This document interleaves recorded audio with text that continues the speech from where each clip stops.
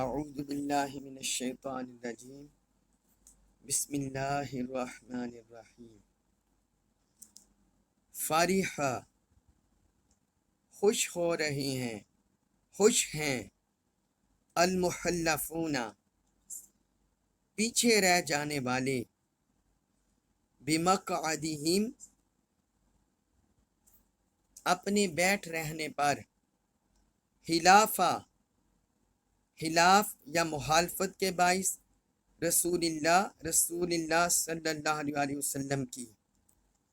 فرح المحلفون بمقعدہم خلاف رسول اللہ صلی اللہ علیہ وسلم کی مخالفت کے باعث جہاد سے پیچھے رہ جانے والے یہ منافق اب اپنے بیٹھ رہنے پر خوش ہو رہے ہیں۔ وَكَرِهُوا اور انہوں نے ناپسند سمجھا، این یہ کہ یجاہدوا وہ جہاد کریں، بِأَمْوَالِهِمْ اپنے اموال کے ساتھ، وَأَنفُسِهِمْ اور اپنی جانوں سے، فی سبیل اللہ فی میں سبیل اللہ کی راہ میں، وَكَرِهُوا أَن يُجَاهِدُوا بِأَمْوَالِهِمْ وَأَنفُسِهِمْ فِي سَبِيلِ اللَّهِ اور وہ اس بات کو ناپسند کرتے تھے کہ اپنی جانوں، اپنے مالوں اور اپنی جانوں کے ساتھ اللہ کی راہ میں جہاد کریں۔ وَقَالُوا اور انہوں نے کہا، لا نہ، تنفروا تم نکلو، فی الحر گرمی میں، قل فرما دیں، نار جہنم کی آگ، اشد حرا سب سے زیادہ گرم ہے، اشد سب سے زیادہ، حرا گرم ہے۔ قل نار جہنم اشد حرا آپ فرما دیجئے کہ دوزخ کی آگ سب سے زیادہ گرم ہے۔ لو اگر کانو وہ ہوتے، یفقہون سمجھتے، لو کانو یفقہون اگر وہ سمجھتے ہوتے تو کیا ہی اچھا ہوتا۔ اب اس آیت مبارکہ میں اللہ رب العزت نے منافقین کی نفسیاتی صورتحال ذکر کی ہے۔ جس وقت انہوں نے غزوہ تبوک میں نکلنے سے لیتا والا اللہ سے کام لیا، طرح طرح کے ہیلے بہانے بنائے اور وہ حضور صلی اللہ علیہ وسلم کی مخالفت پر خوش ہونے لگے، تو اسی سے سمجھ جانا چاہیے کہ رسول اللہ صلی اللہ علیہ وسلم کی مخالفت، آپ کی نافرمانی، آپ کے ساتھ دشمنی، آپ کے ساتھ تعصب رکھتے ہوئے جو بندہ بھی خوش ہوتا ہے تو اس کا صاف مطلب ہے وہ مومن نہیں، کیونکہ جو اہل ایمان ہوتے ہیں وہ تو اللہ اور اللہ کے رسول سے اپنی جان سے بڑھ کر محبت کرتے ہیں اور انہیں ہر چیز سے عزیز ہوتی ہے اللہ اور اللہ کے رسول کی رضا۔ تو یہاں اللہ تعالی نے منافقوں کی یہ حسرت اور ان کی نفسیاتی کیفیت ذکر کی ہے کہ جب وہ طرح طرح کے ہیلے بہانے بنا کر پیچھے رہ گئے تو پھر کیا حال ہوا۔ فرمایا فرح المحلفون بمقعدہم کہ پیچھے رہ جانے والے اپنے بیٹھ رہنے پر خوش ہو گئے، بجائے اس کے کہ وہ نادم ہوتے کہ یہ ہم سے سستی ہو گئی ہے، کاہلی ہو گئی ہے، ہم نے اللہ کے رسول صلی اللہ علیہ وسلم کا حکم نہیں مانا، ان کے ساتھ نہیں چلے۔ تو اہل ایمان تو کوئی بھی عمل چھوڑ دیں اللہ اور اللہ کے رسول کی اطاعت کا تو وہ تو پشیمان اور نادم ہوتے ہیں، وہ تو خوش نہیں ہوتے۔ لیکن اہل ایمان کے برعکس جو منافق اور کافر طبقہ ہے وہ اس پر بغلے بجاتے ہیں، خوش ہوتے ہیں۔ تو اللہ تعالی نے فرمایا وہ اپنے اس ہیلے بہانے پر خوش ہوئے۔ خلاف رسول اللہ آگے خصوصی طور پر ذکر کیا کہ یہ ان کا خوش رہنا اس وجہ سے تھا کہ انہوں نے اللہ کے رسول کی مخالفت کی. وہ اپنے تے یہ سمجھنے لگے ہم نے حضور صلی اللہ علیہ وسلم کو دھوکہ دے دیا ہے، ہم نے ان کے ساتھ دغا کر دیا ہے، اب یہ انہیں بھی خسارہ ہوگا، یہ بھی نقصان اٹھائیں گے جنگ میں، اور مسلمان بھی نقصان اٹھائیں گے. تو حضور کی اس مخالفت پر وہ خوش ہوئے. آگے فرمایا وَكَرِهُوا أَن يُجَاهِدُوا بِأَمْوَالِهِمْ وَأَنفُسِهِمْ فِي سَبِيلِ اللَّهِ، اور انہوں نے اس بات کو ناپسند جانا کہ اپنے اموال اور اپنی جانوں کے ساتھ اللہ کی راہ میں جہاد کرے. یعنی وہ اپنے اموال کو بھی اللہ کی راہ میں خرچ کرنے سے بچانے لگے اور اپنی جانوں کو بھی بچانے لگے کہ کہیں ہم زخمی نہ ہو جائیں، کہیں ہم شہید نہ ہو جائیں، ہمیں موت نہ آ جائے اس جہاد کے سفر میں. تو وہ اپنے آپ کا بچاؤ کرنے لگے. اور پھر یہاں تک ہی نہیں، آگے اللہ تعالیٰ نے ذکر کیا وَقَالُوا لَا تَنْفِرُوا فِي الْحَرِّ، اور انہوں نے کہا لوگو تم گرمی میں نہ نکلو. یعنی خود بھی جہاد میں نکلنے سے پیچھے رہ گئے، آگے لوگوں کو بھی روکنے لگے کہ تم بھی نہ نکلو. خود تو محروم ہو گئے مگر دوسروں کو بھی اللہ کی راہ میں نکلنے سے روکنے لگے. کیونکہ یہ غزوہ تبوک بڑی موسمی شدت میں ہوا تھا، گرمی کے موسم میں، لہٰذا وہ لوگوں کو کہتے کہ کہاں تم جا رہے ہو، اپنے گھر کا آرام چھوڑ کر، یہ ابھی پھل کے اگنے کا موسم ہے، اس کو کھجوروں کے پکنے کا موسم ہے، اب تم ان کو چھوڑ کر جا رہے ہو، یہاں بیٹھو چشموں سے پانی پیو، اپنے گھر میں آرام سکون رہو، کہاں تم گرمی میں کھجل خراب ہو گئے. تو اس طرح وہ لوگوں کو نفسیاتی طور پر انہیں اپنی طرف مائل کرنے لگے. اللہ رب العزت نے فرمایا قُلْ نَارُ جَهَنَّمَ أَشَدُّ حَرًّا، فرمایا اے حبیب آپ فرما دیں جہنم کی آگ سب سے زیادہ گرم ہے. فرمایا یہ تو دنیا کی گرمی تو اس جہنم کی آگ کے مقابلے میں کچھ بھی نہیں ہے. تم دنیا کی گرمی سے گھبرا گئے ہو، حالانکہ یہ تمہارا نکلنا اللہ کے اطاعت میں، اللہ کے رسول کی اطاعت میں ہے، اور اس میں ہر قدم پر نیکیاں ہیں، گناہوں کی معافی ہے، درجات کی بلندی ہے، اللہ اور اللہ کے رسول کی رضا ہے، اور ایسا انعام تمہیں کہاں سے ملے گا. اور تم گرمی میں خود بھی گھبرا کر بیٹھ گئے اور لوگوں کو بھی روک رہے ہو. تو انہیں فرمائیں کہ جہنم کی گرمی اس سے بھی زیادہ سخت ہے، جہنم کی آگ سب سے زیادہ سخت گرم ہے. احادیث مبارکہ میں پتہ چلتا ہے، حضرت ابو ہریرہ رضی اللہ عنہ بیان کرتے ہیں کہ رسول اللہ صلی اللہ علیہ وسلم نے فرمایا بنو آدم جس آگ کو جلاتے ہیں وہ جہنم کی آگ کے 70 حصوں میں سے ایک حصہ ہے. یہ صحیح البخاری میں حدیث ہے، حدیث نمبر 3265، اور صحیح مسلم میں حدیث ہے، حدیث نمبر 2843. یعنی دنیا کی آگ وہ جہنم کی آگ کے جو 70 حصے کیے جائیں ان میں سے ایک حصہ ہے. تو دنیا کی آگ ہم برداشت نہیں کرتے، جہنم کی آگ کیسے برداشت ہوگی. پھر ایک حدیث ہے، اس میں حضور نبی اکرم صلی اللہ علیہ وسلم نے فرمایا 1000 سال تک دوزخ کی آگ کو برکایا گیا حتیٰ کہ وہ سرخ ہو گئی، پھر اس کو 1000 سال تک پھر مزید برکایا گیا حتیٰ کہ وہ سفید ہو گئی، پھر اس کو 1000 سال تک مزید برکایا گیا حتیٰ کہ وہ سیاہ ہو گئی. یعنی آپ اندازہ کریں کہ اتنی برکانے سے 3000 سال کے برکانے سے وہ سیاہ ہو گئی. فرمایا پس وہ سیاہ طریق آ گئے، سیاہ طریق ہے. سنن ترمذی میں یہ حدیث ہے، حدیث نمبر 2591. تو اللہ رب العزت نے یہاں اسی بات کو ارشاد فرمایا قُلْ نَارُ جَهَنَّمَ أَشَدُّ حَرًّا، کیا فرما دے دوزخ کی آگ سب سے زیادہ گرم ہے. اللہ تعالیٰ ہم سب کو بچائے، حفاظت فرمائے، اپنی پناہ عطا فرمائے۔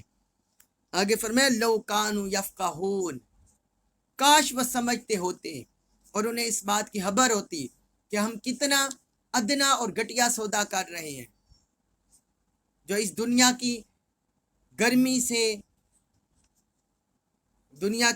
سے ڈر کر اللہ کے رسول کے امر کی مخالفت کر رہے ہیں، کتنا ادنا سودا کر رہے ہیں۔ فرمایا کاش وہ اس حقیقت کو جانتے ہوتے اور انہیں سمجھ ہوتی۔ اس کے بعد ہے سورۃ التوبہ آیت نمبر 82 82، اس میں فرمایا فَلْيَضْحَكُوا، انہیں ہنسنا چاہیے۔ فَلْيَضْحَكُوا یہ غائب کا صیغہ ہے، امر کا غائب کا صیغہ ہے۔ فَلْيَضْحَكُوا انہیں چاہیے کہ وہ ہنسیں، انہیں ہنسنا چاہیے۔ قلیلا تھوڑا، زیادہ نہیں، انہیں تھوڑا ہنسنا چاہیے۔ وَلْيَبْكُوا اور انہیں چاہیے کہ وہ روئیں۔ کثیرا زیادہ، وَلْيَبْكُوا کثیرا اور وہ زیادہ روئیں۔ بس انہیں چاہیے کہ تھوڑا ہنسیں اور زیادہ روئیں۔ جزاء بدلے میں، بما اس سبب کانوا جو کچھ یکسبون وہ کماتے تھے۔ جزاء بما کانوا یکسبون، یہ اس کا بدلہ ہے جو وہ کماتے تھے، اب یہاں اللہ رب العزت نے انہیں فرمایا، حقیقت ان کے سامنے رکھ دی، حقیقی انجام ان کے سامنے رکھ دیا۔ وہ اپنے آپ تو بہت خوش ہو رہے تھے کہ ہم نے اللہ کے رسول کو بھی دھوکہ دے دیا، مسلمانوں کو بھی دھوکہ دے دیا، ہم نے اپنی جان بھی بچا لی، اپنا مال بھی بچا لیا، اور راحت و سکون سے پیچھے رہ گئے۔ لیکن حقیقت میں وہ حقیقت سے بے خبر ہو گئے۔ حقیقت کیا تھی؟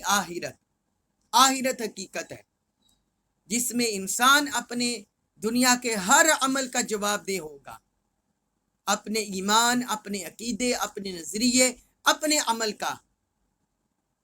تو فرمایا وہ آخرت کا جو حقیقی انجام اس سے بے خبر ہو گئے، انہوں نے ادنا زندگی کو ترجیح دے دی اور آخرت کے جو ابدی انعامات تھے ان کو بھول گئے، اور پھر رسول اللہ صلی اللہ علیہ وسلم کی مخالفت کر کے جو آخرت کا جو عذاب ہے وہ اپنے ذمے لے لیا۔ تو آپ بتائیں کیا یہ رونے کا مقام ہے یا ہنسنے کا مقام ہے؟ اس لیے اللہ رب العزت نے فرمایا فَلْيَضْحَكُوا قَلِيلًا، انہیں تھوڑا ہنسنا چاہیے، وَلْيَبْكُوا كَثِيرًا اور زیادہ رونا چاہیے کہ انہوں نے یہ کیا کر دیا ہے۔ دنیا کی چند روزہ زندگی کے بدلے میں انہوں نے ابدی آخرت کو بیچ دیا ہے، اور رسول اللہ صلی اللہ علیہ وسلم کی مخالفت منہ لے کر وہاں کا عذاب خرید لیا ہے، وہاں کا عذاب خرید لیا ہے، وہاں کا عذاب خرید لیا ہے۔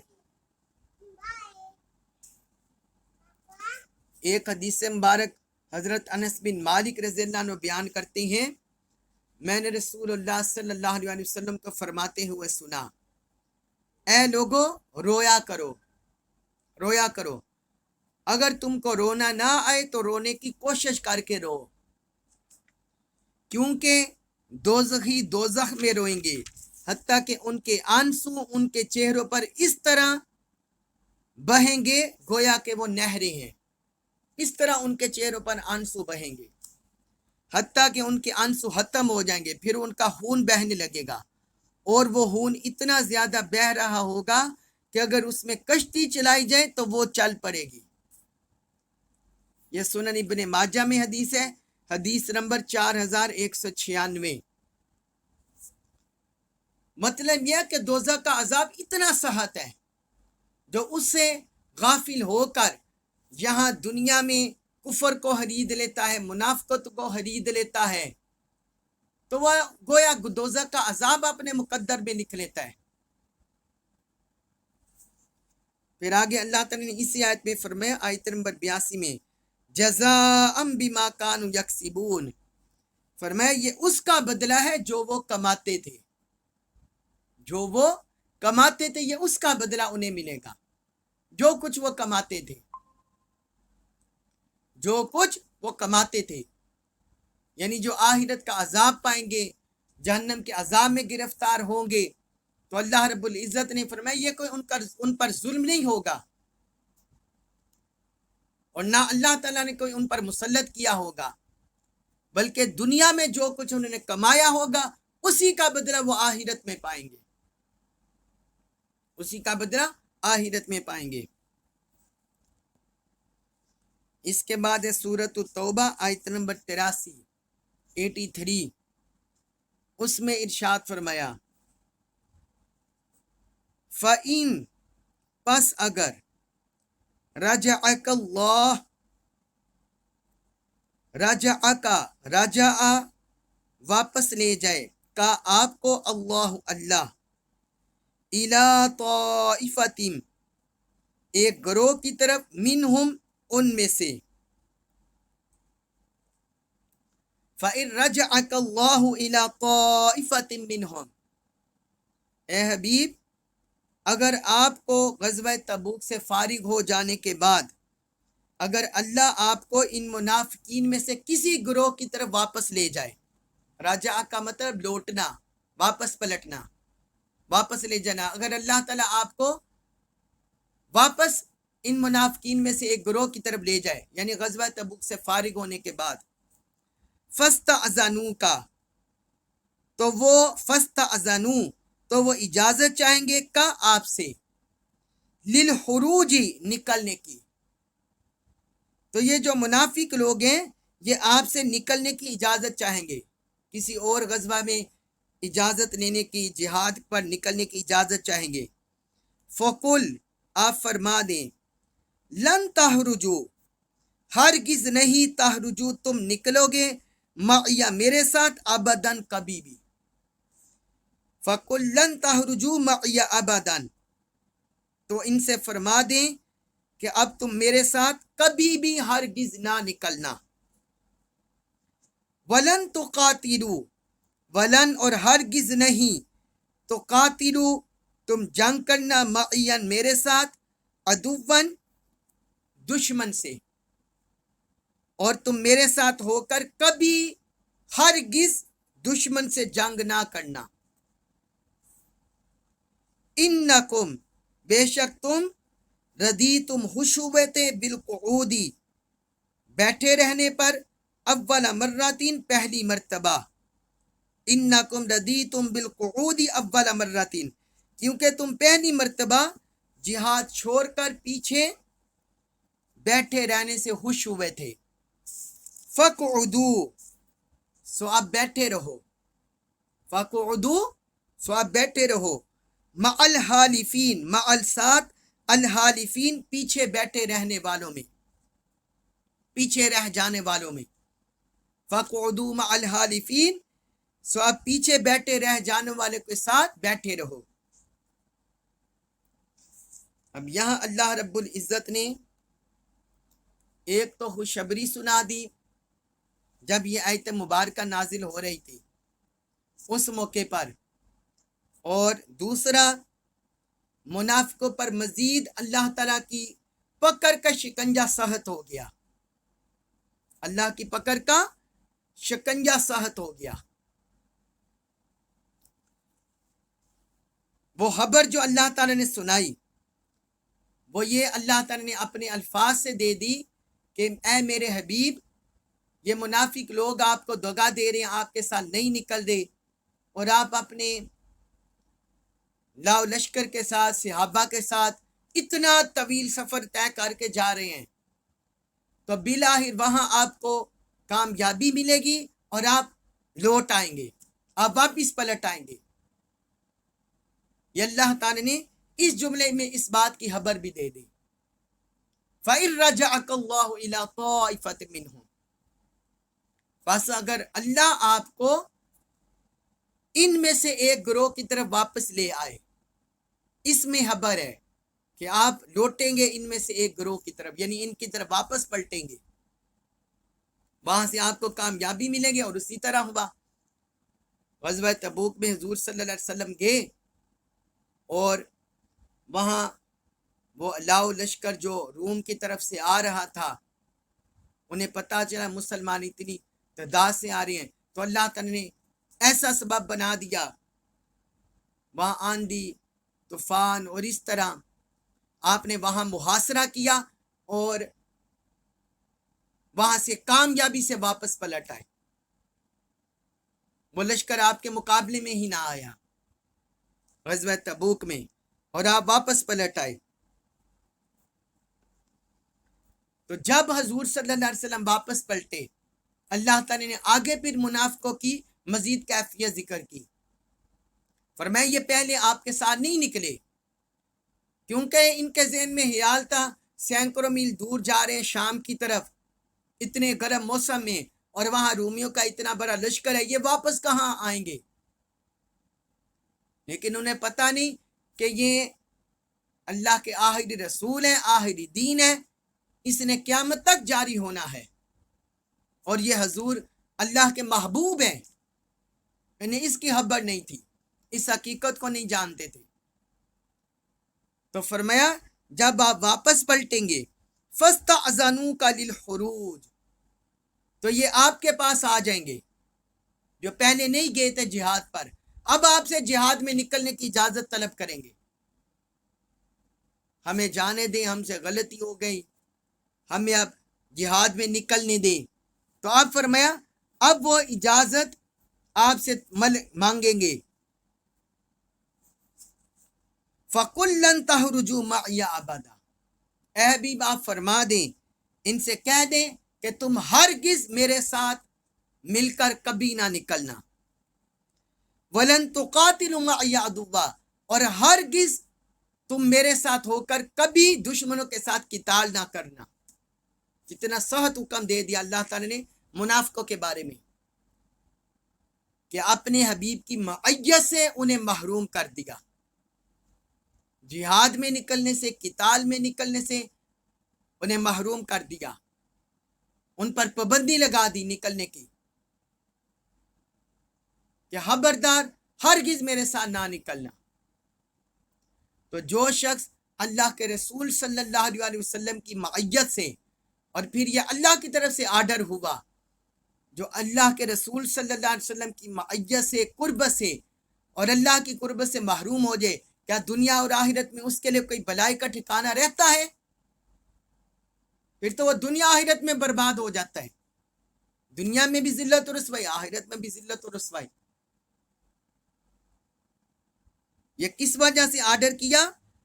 آگے وجہ سبب ذکر کی، اِنَّكُمْ رَضِيتُمْ بِالْقُعُودِ أَوَّلَ مَرَّةٍ، کیونکہ تم پہلے پیچھے بیٹھے رہنے پر راضی تھے.